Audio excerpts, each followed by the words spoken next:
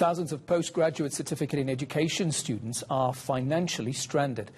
The National Student Financial Aid Scheme states on its website that as of 2021, it will no longer provide funding for postgraduate courses.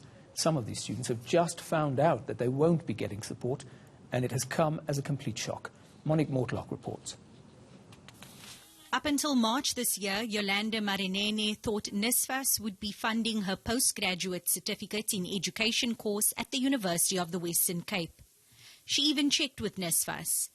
But after registering, she discovered NSFAS will no longer be covering her 75,000 rand studies and accommodation fees. We received no communication from NSFAS whatsoever. I read a circular that they released. They spoke about legacy degrees. It just didn't make sense to me. It didn't make sense. How can the Department of Higher Education choose to defund education programs? Marinene isn't the only one worrying about how they'll get through this year without money for necessary items like study materials and food.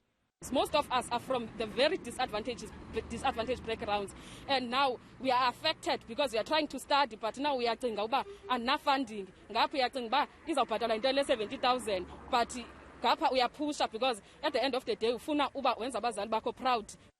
An online petition has been set up calling for the reinstitution of funding for PGCE students. My biggest hope at this point is that the university, like our neighbor university, University of the Western of Cape Town, to at least source funds for PGCE students for this year. UWC says it will provide assistance where it can.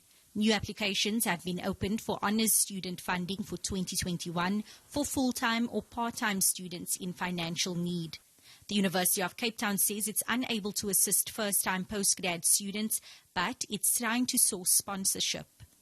80 PGCE students at Stellenbosch University are affected, and the institution says since the announcement was made after the academic year had started, it wasn't possible to direct these students to alternative funding sources.